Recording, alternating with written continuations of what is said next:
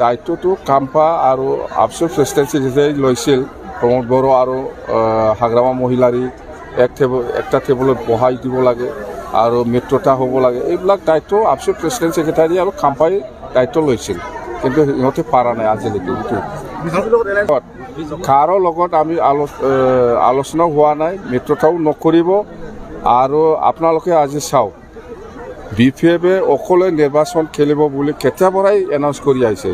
বিজেপিও সেইদিনা বিজেপিৰ প্ৰেচিডেণ্ট দিলীপ শইকীয়া ডাঙৰীয়াই আমি কাৰো লগত মিত্ৰতা নকৰিব, বিজেপিয়ে 40টা সমষ্টিত মানে খেলিব বুলি কাৰো লগত মিত্ৰতা নকৰি পেলাই বিজেপিও কৈছে।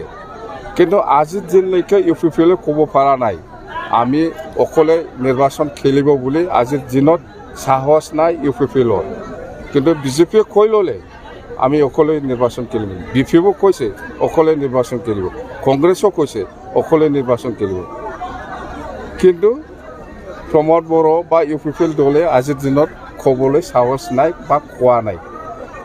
তাৰমানে জিৰ' UPPল জিৰ'।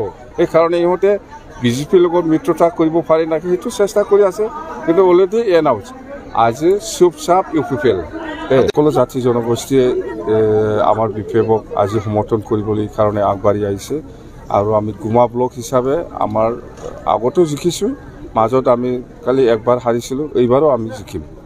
গুমা ব্লক হিচাপে আমাৰ BPF দলটো খুব ভাল, ষ্ট্ৰং কথা সেইটোৱে।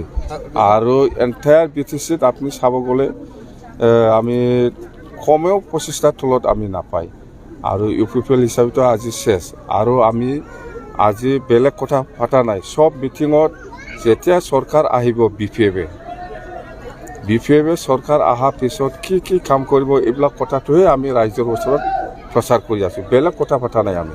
সব মিটিঙত সেইটোৱে, যেনিবা আমি চৰকাৰ অহাৰ পিছত মাটিৰ পাট্টা দিয়াৰ কথা, আৰু ইয়াং জেনেৰেশ্যনৰ কাৰণে আমি কি কৰিম, আৰু আত্মসহায়ক গোটৰ কাৰণে আমি কেনেকুৱা পইচা দিম, বা গৰীব শ্ৰেণীৰ যিসকলে লেবাৰ কাম কৰি পেলাই খায় সেইবিলাকৰ কাৰণে আমি কি দিম, এইবিলাক কথাটো লৈহে আমি প্ৰচাৰ কৰি আছোঁ, বেলেগ নাই দেই। BTC নিৰ্বাচনটো আজি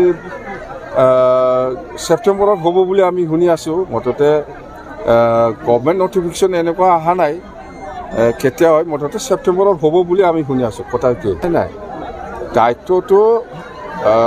দায়িত্বটো কাম্পা আৰু আফচোচ প্ৰেচিডেঞ্চি যেতিয়াই লৈছিল প্ৰমোদ বড়ো আৰু হাগ্ৰামা মহিলাৰী একটা টেবুলত বহাই দিব লাগে আৰু মিত্ৰতা হ'ব লাগে, এইবিলাক দায়িত্ব আফচোচ প্ৰেচিডেণ্ট ছেক্ৰেটাৰী আৰু কাম্পাই দায়িত্ব লৈছিল, কিন্তু সিহঁতে পৰা নাই আজিলৈকে। কাৰো লগত আমি আলোচনা হোৱা নাই, মিত্ৰতাও নকৰিব। আৰু আপোনালোকে আজি চাওক, BPFে অকলে নিৰ্বাচন খেলিব বুলি কেতিয়াৰ পৰাই এনাউন্স কৰি আহিছে।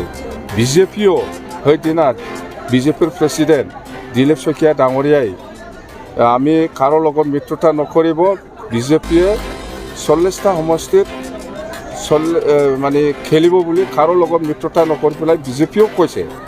কিন্তু আজিৰ দিনলৈকে UPPলে ক'ব পৰা নাই আমি অকলে নিৰ্বাচন খেলিব বুলি। আজিৰ দিনত সাহস নাই UPPলৰ, কিন্তু বিজেপিয়ে কৈ ল'লে আমি অকলে নিৰ্বাচন খেলিম। BPFও কৈছে অকলে নিৰ্বাচন খেলিব, কংগ্ৰেছো কৈছে অকলে নিৰ্বাচন খেলিব, কিন্তু প্ৰমোদ বড়ো বা UPPল দলে আজিৰ দিনত ক'বলৈ সাহস নাই বা কোৱা নাই।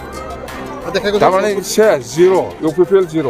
সেইকাৰণে ইহঁতে বিজেপিৰ লগত মিত্ৰতা কৰিব পাৰি নেকি সেইটো চেষ্টা কৰি আছে, কিন্তু অলৰেডি এনাউন্স আজি চুপচাপ UPPল। সকলো জাতি জনগোষ্ঠীয়ে আমাৰ BPFক আজি সমৰ্থন কৰিবলৈ কাৰণে আগবাঢ়ি আহিছে। আৰু আমি গুমা ব্লক হিচাপে আমাৰ আগতেও জিকিছোঁ, মাজত আমি কালি একবাৰ হাৰিছিলোঁ, এইবাৰো আমি জিকিম।